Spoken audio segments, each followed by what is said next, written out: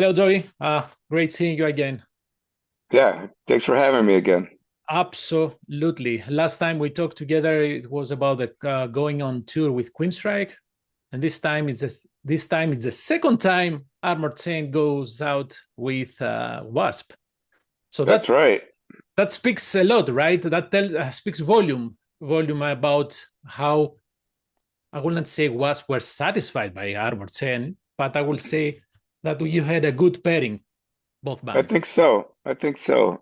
I'm not. I can't put words into Blackie's mouth, but I think that they appreciated the package tour. I thought that we brought something to the table for the band and the audience, the fans as well. So I think that it was a really cool package, and helped celebrate sort of this particular era of heavy metal that was spawning out of Los Angeles at the time.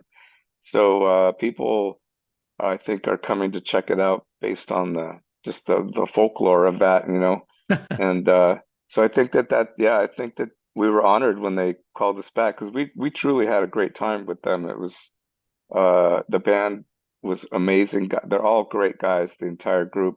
But the production, also the crew and everything on their end was nothing but gracious and just we were treated really, really well. So for us, it was like, kind of a no-brainer to go back out with them. We were really pleased to hear that they wanted us to go back out again. And so yeah, we're looking forward to it. Playing a lot of new places and places we never played, and so that's going to be cool too. So. That's great. This may sound a little bit of a cliche, but do you see different generations in the audience? Yeah, of course. There's a lot of young people. I mean, of course, there's the people you would expect to see, the people that were there when these, bands like us and W.A.S.P were breaking out in, 84 or 85 or whatever. They're there, but they're bringing their offspring children, and but their kids are like in their 30s, Mhm. and then they're bringing their kids. So we're seeing like three different generations at some of these shows, and it's pretty cool thing to see. You know, and it makes me feel old, but at the same time, I mean, you can't sniff at that. That's just a really, really amazing thing. Not a lot of people can say that they're touching three different generations in this way. So it's pretty humbling to meet people like that, bringing their kids and introducing you to their 10-year-old kids, and their kids are up front headbanging. It's pretty cool. Honestly, it feels it's kind of moving to see younger metalheads going to these concerts because really they are the lifeblood of this scene. You Yeah, know, I know. Yeah, I they're mean, I was talking about this a little bit ago that, the community that this genre has built is like it's like the strongest community I think of any music genre. I mean, you can't name another genre where like thousands and thousands of people go to these outdoor festivals to see all their favorite bands, you know. You don't see that in the other genres of music. I mean, this is pretty insane. So it's really, really cool that this heavy metal community has, you know, kept itself fortified, if you will, and just regenerated itself and kept the vibe intact and just helped spread it, get it to be bigger and bigger, and the people nourish it by turning their kids on the metal, and it just keeps going. And so I mean, without any of these people, none of us band guys get to do this. So we don't get to go on tour and make records if there's no well, one out there. So, it goes you both know, ways because yeah, are no new fans, then us, the older fans, we cannot see you guys live. So it goes both ways. yeah, Um, yeah. and also we had a 2 year period without shows, and I think it we see really younger faces now in shows, because the 2 years is quite a lot of time. And some of those people, they have never been to a concert. So now that the gates are finally open, they Yeah, have this opportunity. it's true. We just did a tour with Queensryche in the spring here in the US and Canada. And I met several people, like a lot of people. A lot relatively, but I met a lot of people who had there were people who were bringing their kids to shows. They were, 14, 15 years old, and it was their first concerts ever. And they're Yeah. seeing Queensryche and Armored Saint. And I'm just like, that's amazing. Like, so, you know, and like it happened a lot on this last tour, and I expect it to happen on the W.A.S.P tour as well. Because you're right that it's just it's people are coming out of the gates, and especially since the world's opening up, a lot of kids were stuck at home during COVID, and that meant no concerts, no first concerts. Think about that. Imagine when I was growing up in the mid 70s, if I had a 2 year period of not going to concerts, and it was like 76 and 77, I would have missed my first concerts. I would have missed Kiss. I would have missed Thin Lizzy. I would have missed Rush. That's terrible. And those are my first shows. So yeah, you're right. This is a great time for people to come out and see shows. Although it's not fair to compare, it was a way, way different era, right? Different conditions. We didn't have all these digital eyes looking at the concerts, and then all these digital brains posting this material online. But however, it Yeah, is passing the torch. We I don't know. This music has to stay alive no matter what. yeah. And I think that we've proven so far. I mean, the community has proven so far that it's not going anywhere. Mm-hmm. So as long as we keep, it's really important for our community to continue to support the bands in the way that they do. I know that I know the way that people get their music nowadays is different than it was, even 20 years ago. But we have to continue to support each other, bands and fans alike, um, to keep this alive because we don't want this to go into something else that is going to start killing. Uh, you know, it needs to feed itself, and it takes a lot for bands to tour. It takes a lot for bands to make music and record music and put it out there. So we need to make sure that those things stay in cycle. Especially nowadays that we are living of the aftermath still, because everything has become so expensive, touring, right? Yeah, Merch, tickets, everything. So it's really important to stay as yeah, much as possible together. yeah. Just got to keep the support. And we have to teach the younger generation about the benefits of listening to vinyl records. So I hope we can do that. Hey man, I'm right with you. I love that. Yeah, So I hate earbuds and MP3s and stuff. it's not music, man, if you cannot hold it, No. right? You have to have a physical relationship with the music. You have to be able to Yeah, pages. You have to actually look the vinyl. And actually nowadays we have so many cool colors. It's crazy. yeah. I know vinyl's awesome now. And my wife and I started we stopped collecting, I don't know, like 15 years, 20 years, 20 or 25 years ago. We don't have the room for it, so we stopped collecting, we put it away. But about 15 years ago, we said, you know what? What are we doing? So we got the turntable fixed and now we collect vinyl again and we have Friday night vinyl nights where we don't listen to anything except on vinyl and play pool and it's Great. awesome. It is. It's a social thing that kids don't understand, but it's you can't find it anywhere else. Yeah, I hope we didn't already fail the younger generation. It's ours, as I said, it's our responsibility to do that. Yeah, and I think like as far as like we're concerned, we love putting out Metal Blade's been really great about including our albums on vinyl Mhm. of lately. So we are really we love that and we embrace that. And so this is our way of showing people. We take it on tour with us a lot. When we tour, we have vinyl at the merch booth. And Hmm. it's again, it's like it's an opportunity to offer somebody like, hey, this is like another way for you to experience music. So a lot of younger people miss that, but we're trying to educate. So you will have the latest reissues on the merch tables, right? Yeah, Okay, yeah. great, great. Speaking about digital, I saw a posting at the band's Facebook page that you are asking fans to suggest songs for the set list for this upcoming tour. How is that working for you?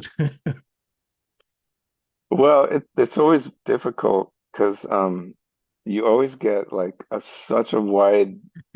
I don't. It might be the case for all bands, but you get such a variety of songs, um, you know, for that people that are the favorites. I mean, there's staples that people always request, but when you put out a thing like that, you start getting a lot of deep cuts and and I love the deep cuts. I mean, I would love to go out and do a tour, nothing but deep cuts, and just Yeah. not do Can You Deliver and not do Rain of Fire and not do March of the Saint. But people would be pissed if we did Oh yeah. that.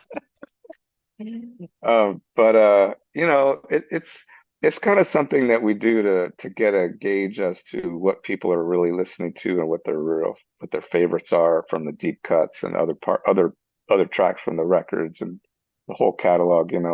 But at the end of the day, it's very difficult for us to put together something that's going to satisfy everybody, There is no because way. we only have a certain amount of time to play, and we have to put in Can You Deliver and Rain of Fire and March of the Saint, so that eliminates, 7 minutes there, but Right. So but you know what I mean. how much time will you have to your disposal? You mean to tour? Oh, Yeah, on on stage? stage, on stage, yeah. I think we're playing 45 or 50 on this tour, So there are not something many, like that. as you said, there are not many open spots, available spots for this. It's not a lot, not a lot. But what we try to do, and we honestly do try to do this, we really try to we've been doing this for the past several years. We try to throw in, for one thing, we never play the same set. Mm. Let me rephrase myself. We very rarely play the same exact set, like two, three, 5 nights in a row. Okay. Um, John Bush he's a stickler for this. He hates doing that. So he doesn't like fans going on the internet and saying, "Oh, well, here's the set. This is what I can expect tomorrow." So what we try to do every single show is we try to throw in a curveball, some deep cut that we haven't played in a long time, or something that the band wants to play, or something like that. So we try to throw in at least one song, and especially in a shorter set, like a 45-minute set. There's not a lot of room, but Yeah, we try to put in one song or mix a few things up so that each night it's a little bit different. And we think that's important for fans. of course. So how many songs do you rehearse before going on the road just to have these additional options? We usually try to have something like 17 or 18 in our back pocket, and we'll only end up playing, I don't know, 11 or something. So we usually have an additional 5 to 10 songs extra that we have to pull from. And That's what then we've been trying to do for a long time. you just fight each other what song to include, right? No, I'm joking. And So sometimes these songs aren't as tight because we don't play them as often, so they're not as tight as the other songs. So, but we always try to tell the crowd like, all right, we're gonna play a song that we haven't played, very much, so bear with us. But hey, well, it's live. We're a rock band. yes, absolutely. But at the same time, going back to the digital eyes, I'm sure you don't. Anyone will not like having a not so tight performance. But it's live music. It has to have mistakes because those mistakes make the performance unique, right? Yeah, yeah, that's right. I mean, there's a lot of philosophies out there about what performance is nowadays. But and I'm not knocking any of them. I just saw some bands over the weekend that were phenomenal and great. Um, and I venture to say that most of it was live. Mm. But maybe not all of it. But you know, I mean, their experience about going to see music live is like no other. So it should be a unique thing, and it should be different, a little bit different every single time you see it. And you want to feel like you're in a community sharing something with other people in the room and experiencing the same thing. Um, and like when something goes wrong or somebody falls off cue or something, somebody makes a mistake or something, you're in the audience, you can look over to the next guy and go, wow, did you see that? Like we're the only people that saw that. Yes. And that's a cool thing. You don't want to take that away. I don't remember right now, but there is an actual composition, let's say, that the performer comes on stage and doesn't play anything. So, right, so That's the sounds yeah, that the audience is making is the show. That yeah, tries to say that everything is unique. Even the location you sit in front of the stage is different. So yeah. don't use your cell phone. It doesn't, it's the cell phone sees something else. Yeah, I hate that. I don't like the cell phone thing. Um, of course, I will ask, what is the latest update for the new Armored Saint album? Well, we're about midway through writing new music. We have about 7 songs or something like that. So we're getting close to being finished. And yeah, I mean, we're with any luck, we're trying to get in the studio sometime in the spring Mm. to start recording. So don't really know what that means as far as a release date, but that's what our goal is at this point. So we've been working hard, making demos at home. In fact, I'm working on a song as we speak, so I had to hit pause and do these interviews, and then I'll go back to it when I'm done. But um, yeah, it's going really cool, really well. Love the stuff that's coming out. It's again like every record we've made has been a little bit different than the one prior to it, and I don't think this one will be this one will be the same case where it will be a little different than Punching. But our number one thing is just writing really great songs.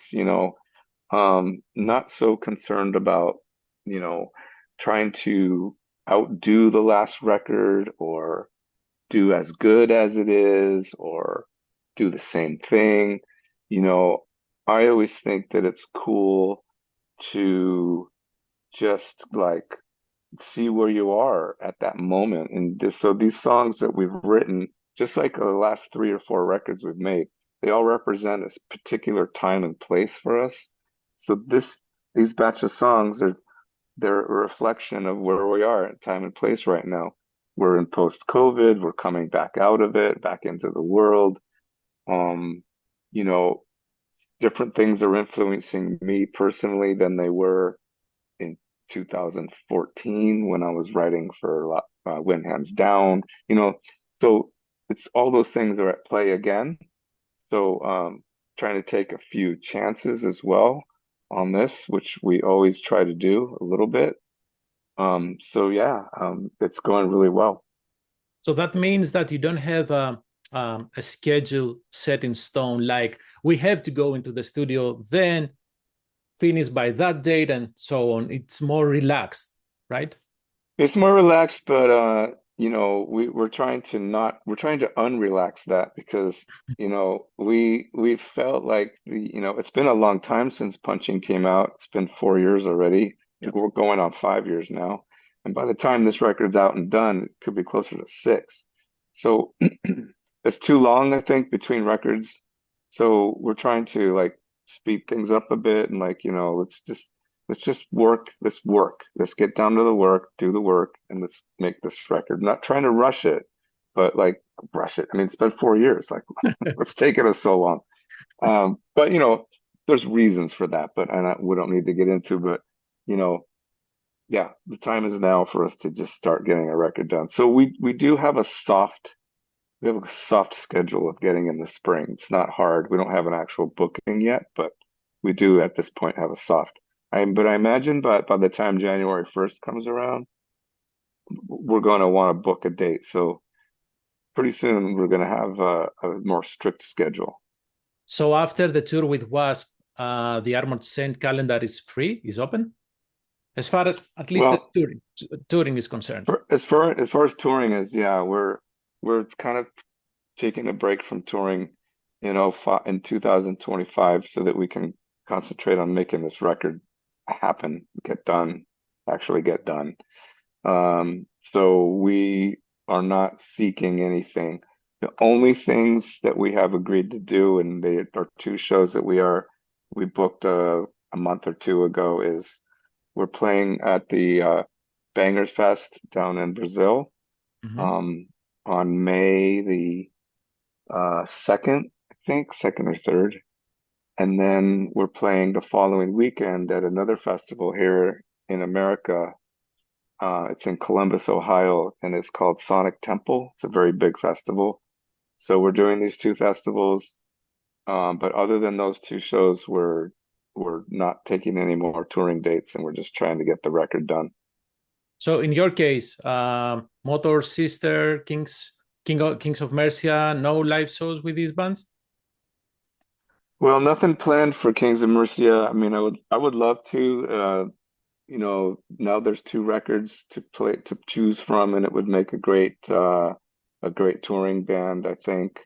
Um, it's not really up to me personally, but Sure. I would love to do it. I love these two records that Jim wrote, and Jim and Steve made these really, really great songs. And it's been an honor for me to be involved in this. So I would love to see it go into a touring situation. It would be really cool. Motor Sister, no touring plans, but we're actually jamming this Friday, day after tomorrow. We're getting together to work on new music for another recording. So we're yeah, we're just again, everybody's so busy with other bands Of that course. are in that it's hard to get together. But we've been texting each other frantically over the last 2 weeks, trying to find an open date to rehearse. So Friday's the day, and then we'll see how it goes. But yeah, so there is some Motor Sister stuff coming up in 25 too. I think we'll be recording sometime in the year. Fates Warning, anything from that camp? I wish I had news on that. I really miss all those guys. I haven't seen them or hung out with them, let alone played with them in a very long time. So I get asked a lot about what's going on with Fates, and the truth is, I just don't know. We don't have anything on the table or able to speak about at all right now. Jim's been busy with Uplift's solo side projects and also Kings of Mercia, obviously, and I think Ray's doing another A to Z record. So, again, it's like if I'm ready. Like if they ever want to do something again, I'll be there with bells on. I mean, I love being in that band, and I love playing the music and being with the guys on tour. We have a really good time together. We're all really great close friends, and so yeah, I miss it. So I would love to do something again, but I don't have anything to That's fine. divulge at the moment. I'm afraid. That's okay. Joey, thank you very much for your time. Thank Uh, you. have safe travels. See Thank you you. the Chicago area. Great. Please come out. And I will let you continue working on the Armored Saint song. I hate to take you to remove you from the That's good. It's actually good for me to take breaks because if I don't get forced into taking breaks, I will literally sit in this chair for like 12 or 14 hours. oh And geez. by the end of that, like I can't even walk. My back is curved, my pain in my neck, and my brain is not thinking. And I'm foggy and start stumbling around. Then I'm making bad decisions. And then Oh I'll come back and listen to the song the next day, and I'm like, what the hell happened? You my. ruined it. So yeah, I need the breaks. Thank you. Yeah, wait until you get older. Things are getting more difficult. Oh, believe me, they already are. Thank you, man. Have a great Thank rest. you. All right, man. We'll see you soon. Thanks. Bye bye. Have a good one.